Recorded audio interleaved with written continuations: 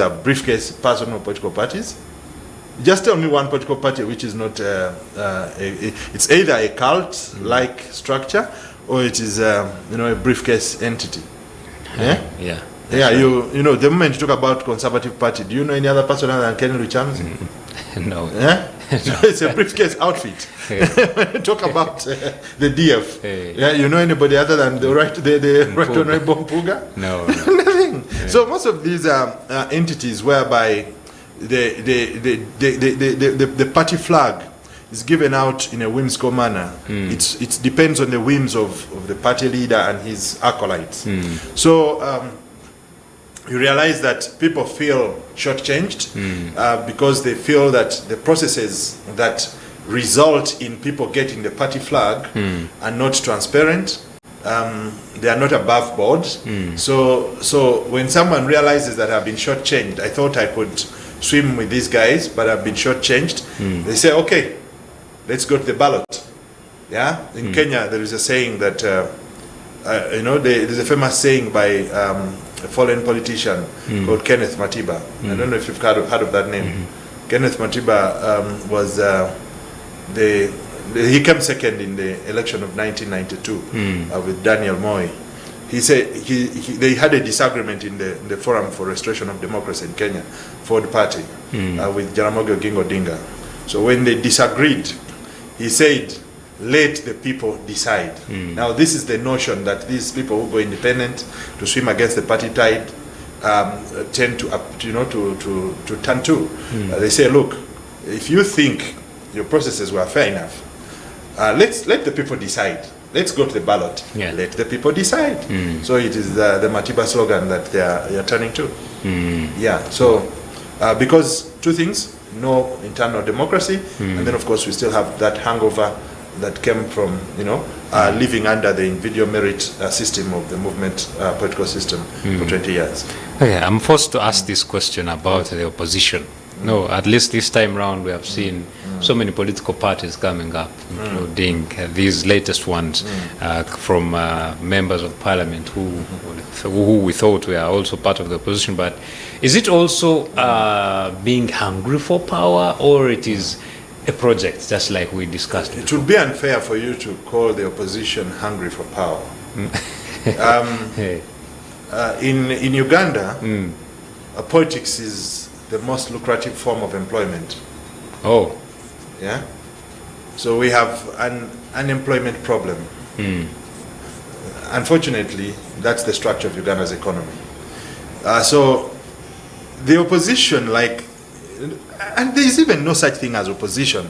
They're just divergence in alignment. Wow. Not even an ideology. I am trying to be as particular as I can be in the selection of words. It's just a divergence in alignment. The people that come to contest on the NUP flag in Kampala, in Buganda generally, it's not that they believe in the ideology of the NUP. Neither can they even give you 5 points. If you ask them to articulate 5 points of the NUP. NUP ideology. What does the NUP stand for? They cannot. I'm talking about people who are running for parliament. So it's because they are being opportunistic. They scan the ground and realize that this is the party that is vibing.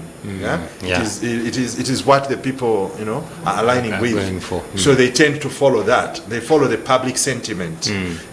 Not because they believe in the ideals of the party, but it's because the public sentiment is in favor of that party, so they align with it.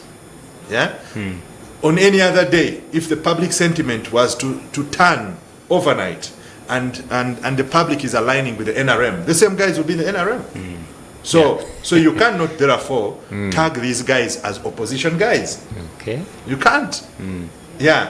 All these guys are in one group. They are all political job seekers. They have tried to get jobs elsewhere. They have failed. So politics is the way to go. Politics is, it's the best opportunity.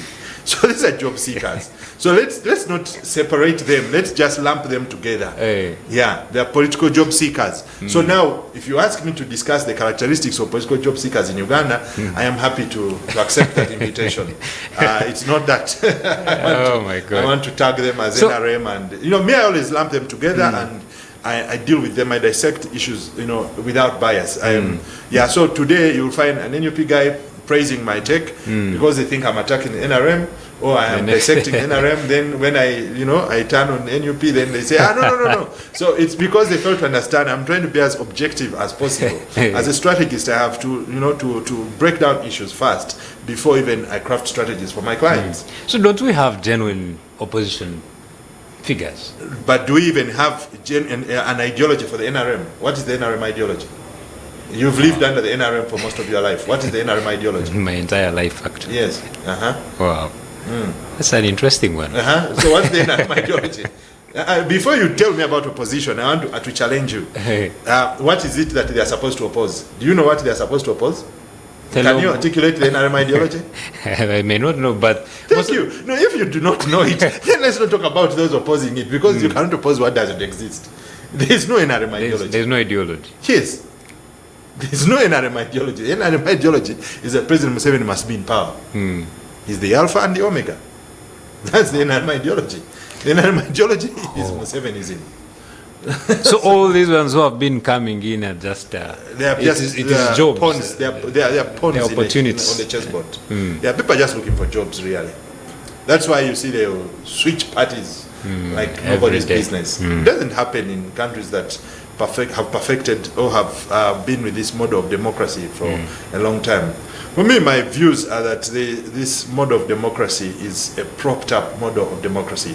I think I was speaking to a foreign broadcaster, and I said it is a democracy on stilts. Yeah, it's not a democracy that you can write home about. It's democracy on stilts. You know stilts. These guys who walk on. So our democracy is like those boys who move around stilts. So it's there's not really any serious multi-party democracy here to speak about. Okay. Yeah. So these guys are just political job seekers. They just swing around. So now let me just pick out one guy, for example, the Lord Mayor of Kampala. Let's just run back his career for the last 11 years. In 2011, on which party did he contest? It was DP. 2016? Yes. Was it? He was independent. Independent, yeah. Then we went to FDC. 2021? FDC. 2025? 26? He's now PFF. So 4 political parties. But has the speech, the rhetoric of Lord Mayor Elias Lukwago changed in those years? Isn't he still saying the same things over and over and over? So does he believe in any ideology? I don't think. You see? So you get my point? So these guys are just job seekers, opportunists. Interesting. Yeah? If Elias Lukwago was a transformative politician, for example, you would be talking about this guy saying, okay, I have served for 15 years. He served 10 years as a member of parliament. Yeah? He has done 15 years as a Lord Mayor. The natural progression pathway would suggest that he would now be aspiring for the presidency. Yeah? Yeah. He can't be going for 20 years as a Lord Mayor. Yeah? He would be now aspiring for the presidency. But what is happening? He knows, as a job seeker, you want to manage your risk. You're like, if I go for the presidency, I will lose. Yeah? Totally. Because you don't expect to win an election organized by President Museveni. Yeah? As long as his name is on the ballot, he has to win it. So now the man says, no, I'm comfortable here. I am sure this is a sure deal. Like they say in Kampala, sure win. so it's a sure deal for him. He may not win, but at least he has higher chances. At least on the balance of probabilities. It's more to. Actually, people thought he was coming for PFF, like their president. No. I don't think it's a gamble he's willing to take. Because, like I've told you, when you go into an election, as long as General Museveni has organized that election, he has to win it. Interesting. It is not an election, it is a selection. It is a facade. It's, it's just a semblance of an election. but he must be in control of the processes from start to finish. He doesn't take chances. He has to win it, in quotes. So Barimwezo and Lukwago, what should we expect is, I think Lukwago has not had such competition for a while. Yeah, it's always good to have competition in a circus. Yeah, the Kampala mayoral race is a circus. Yeah, in my view, it's a circus. Because what do they want to achieve?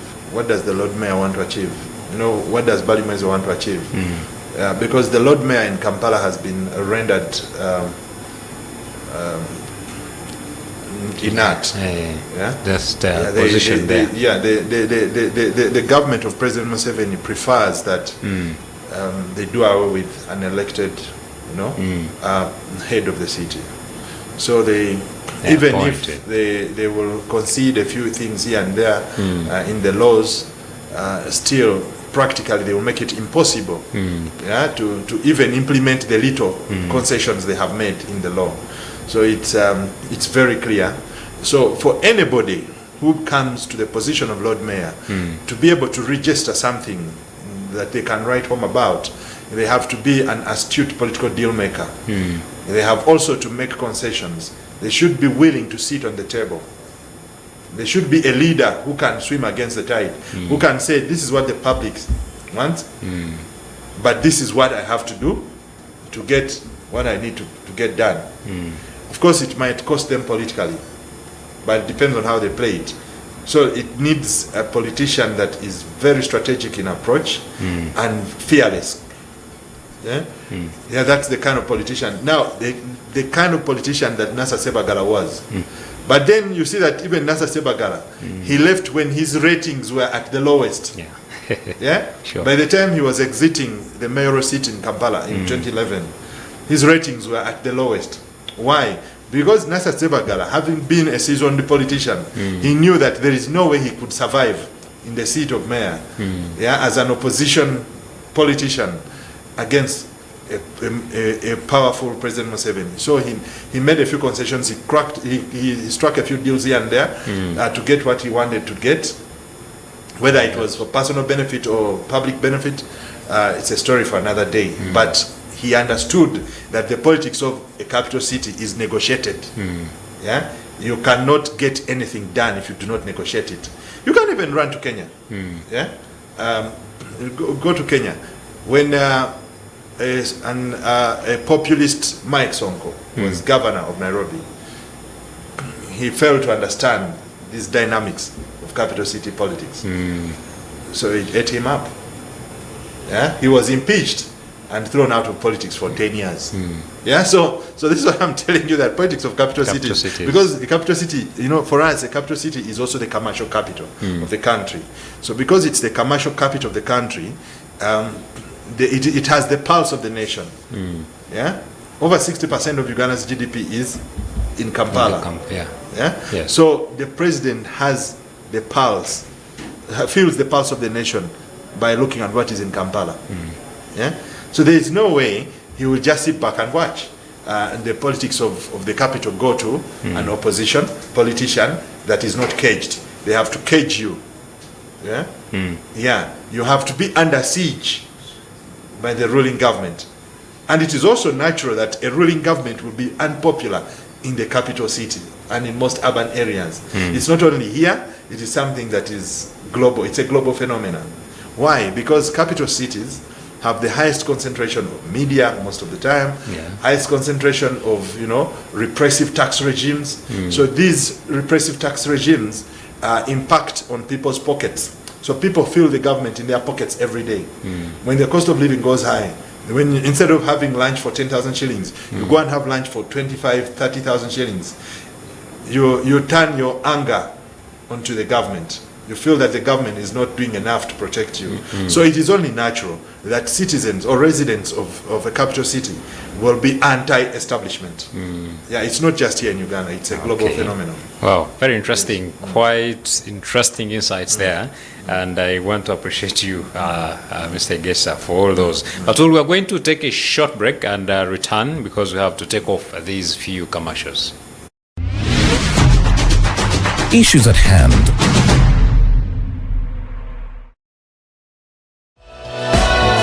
This is Church of Uganda Family TV.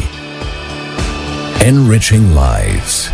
Regulated by the Uganda Communications Commission.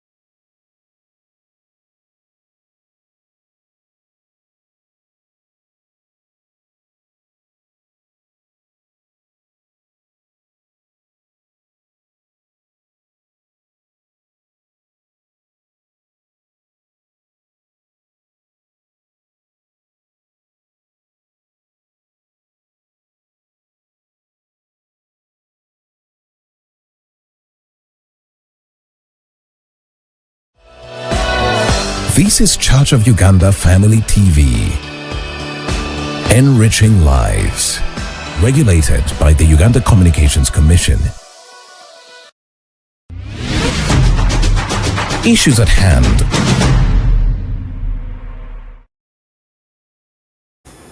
Oh yes, welcome back. You are watching Issues at Hand, and we are discussing the political atmosphere in our country currently. And here with me is Mr. Egesa Ronald, who is a political and business strategist, and is taking us through things you may not have really known. As for me, I've been benefiting even during the break. But of course, we shall try to share with you as much as we can. And now, Mr. Egesa, amidst all this political turmoil here, NUP, NRM, independence, all these things, the end person is the voter, 2026.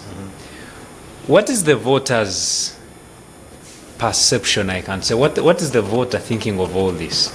Or it is also another different story because monetization has come in.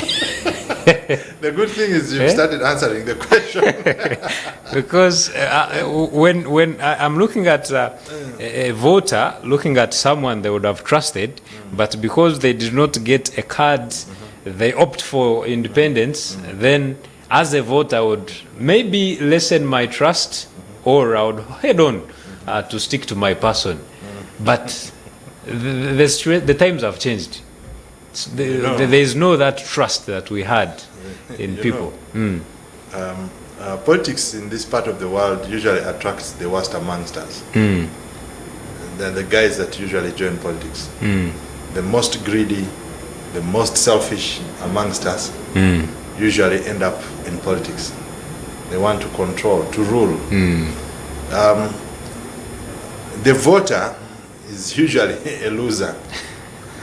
But the voter, okay, the kind of politicians we have are also quite reflective of the caliber of voters that we have. Yeah, so the voters have become conmen and conwomen. Yeah. They are prostituting themselves, picking money here, there.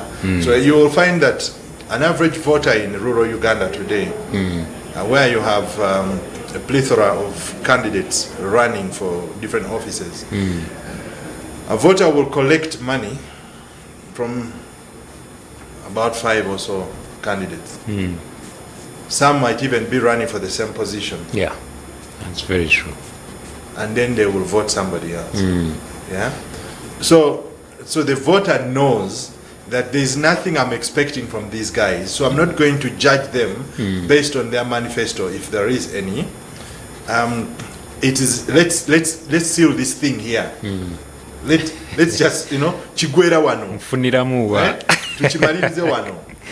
I've been with candidates. I do political strategy for a number of candidates. I've been with candidates in constituencies where a voter blatantly tells you that candidate, I've never taken anything from them. I've never gotten anything from them. So I don't have any reason to vote for them. On the contrary, their opponent gave me 2,000 shillings the other day. Wow. 1,000 shillings. They came and distributed money in our trading center, and I collected 1,000 shillings. Or I got 5,000 shillings. Yeah? So I have reason to vote them. So they're going to vote for a particular candidate because they got 2,000 shillings from them. Yeah? Now, that a little bit distinguishes our politicians from the politicians in the region, like in Kenya. The politicians in Kenya, you have normally what we call kingpins, tribal kingpins. Okay. You have a kingpin for the Luos, a kingpin for some kingpins for the Luyas, kingpin for the Kikuyus, kingpin for... Now, those kingpins in Kenya do a lot more than just dishing out money in the final election season, towards general elections. They do enter the households of these voters. They run NGOs, foundations, philanthropic organizations that give bursaries. Of course, when you add nuance to that, you will find that is also questionable, the sources of some of this money.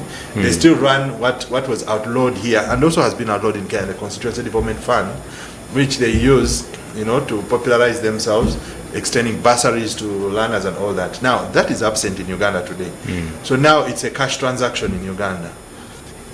So election time comes, you know what is happening in banks in Kampala today is politicians are coming to collect change, loose change.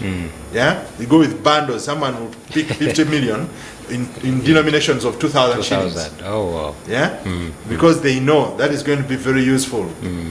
So you dish out 2,000 like that. Yeah, so people don't walk away empty-handed. They know what it means because the voters. I want to say the voters are despondent. They have lost hope.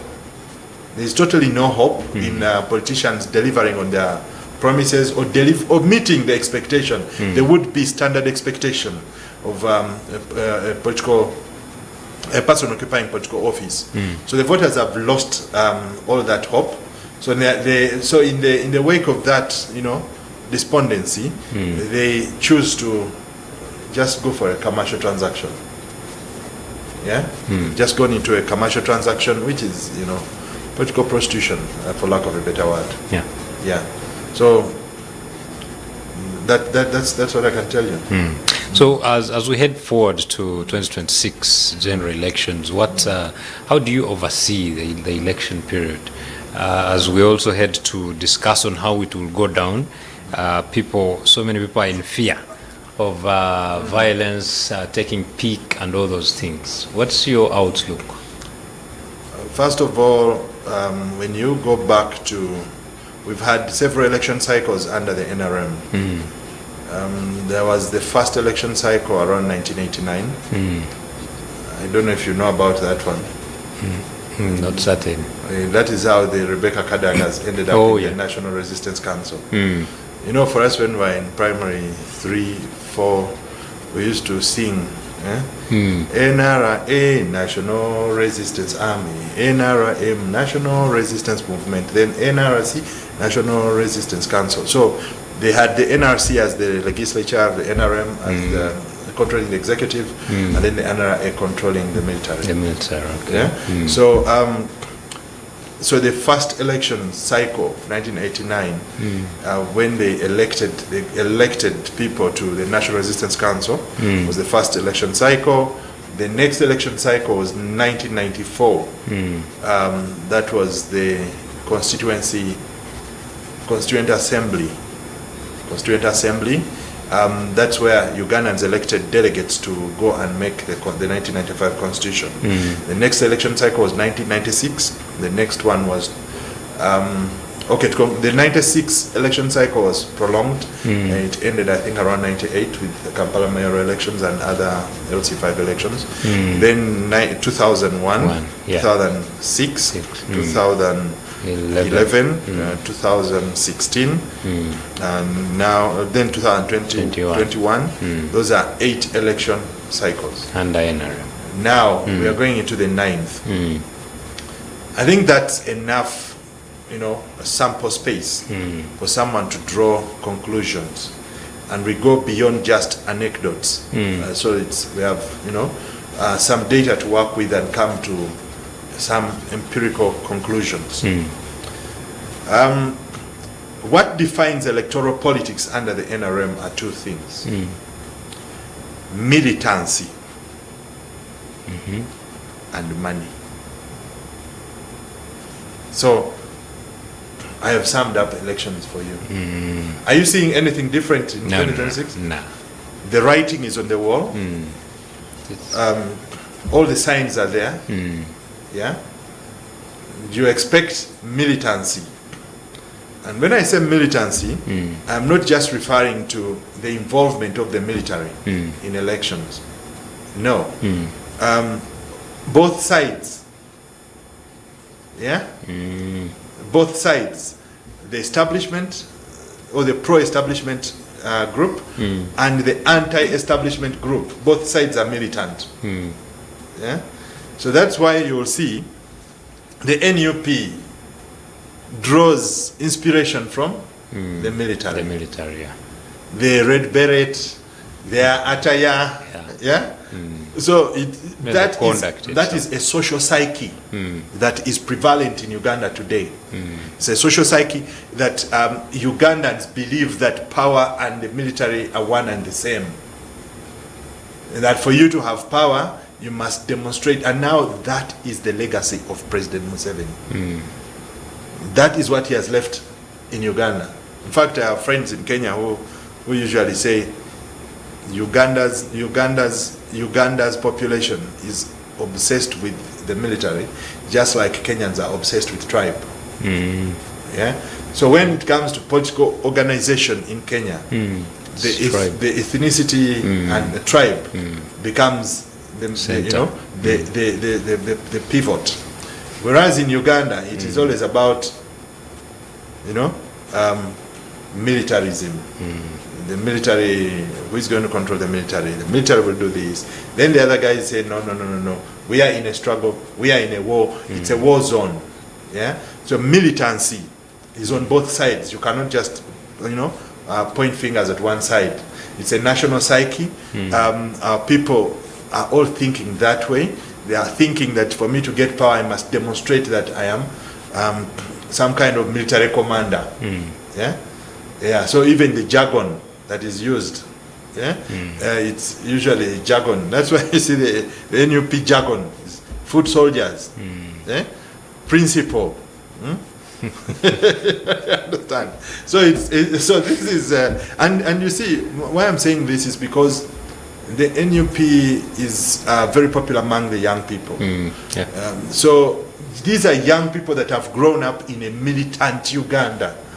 A Uganda that has been under military rule for 4 decades. So the only thing that they admire about power is militarism. So you can't blame them entirely.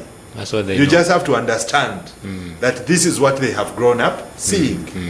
Yeah. So when they choose to go that way, it's understandable. Yeah. You can also see that in South Africa, for example, after the fractures that came up in the ANC, the first offshoot political party to come off to get out of the ANC is also militant. Remember, ANC was a liberation movement fighting against apartheid. So you'll see that the economic freedom fighters, their politics is inspired by militancy. Yeah, that's right. Yeah. So it's a psyche. When people have been under military rule or military oppression for some time, they tend to, it becomes part and parcel of their thought processes, the things that inspire them, and all that. It's just a natural thing. Okay. Yes. Well, I understand we're left with a few minutes, but before we conclude, I understand in 2021 we had a wave coming in. Are we going to see the same number of councillors, the same number of members of parliament coming in from the opposition side? Majorly, if we can speak of NUP, or the numbers are going to reduce? There is a saying that lightning doesn't strike twice in a place. Yeah? Yeah, so your guess is as good as mine. Yeah, okay. Yeah, so lightning doesn't strike twice. So in other words, in politics, of course, anything can happen. A day is such a long time in politics.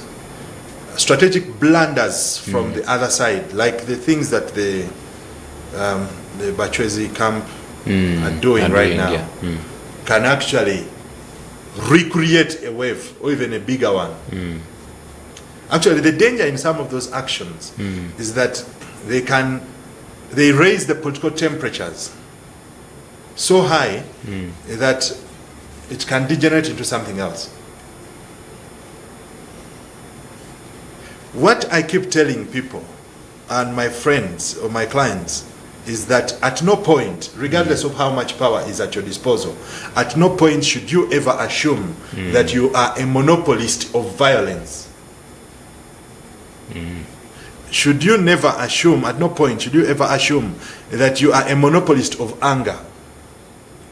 So there is no monopolist of violence, there is no monopolist of anger, there is no monopolist of stupidity. And there is no monopolist of ignorance. Just as you choose to be violent, the other group can actually do the same. Follow the third law of Newton's third law of motion.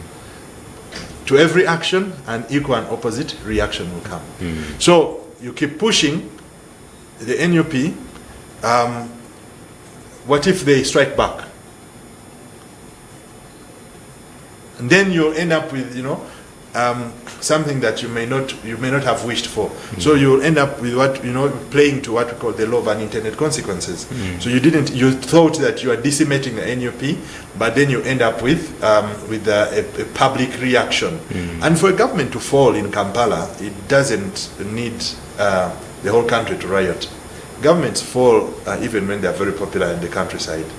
For example, in Egypt, Hosni Mubarak was actually very popular in the countryside. But in the capital, in the city, just 200,000 people here in the capital can overrun the capital. So the players, political players, as we go into the 2026 election season, political players must act with restraint. They must be strategic in action. There are certain foolish things that they need to stop doing. If you choose to play politics, you can employ more brains than money. You can employ more brains than military gunfire.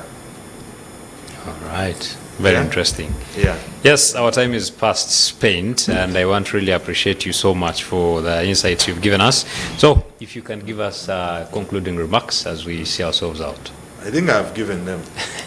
As we move into the politically charged election season of 2026, political players need to employ more brains than money, more brains than gunfire.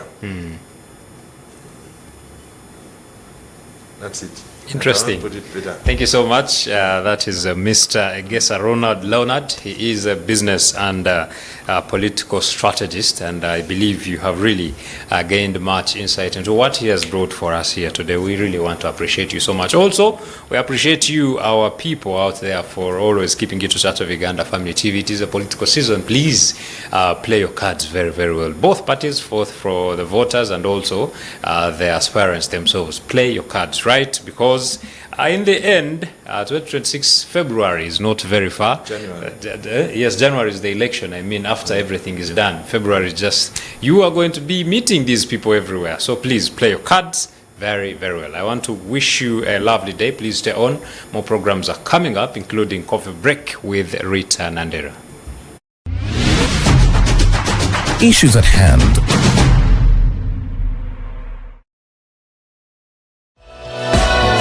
This is Church of Uganda.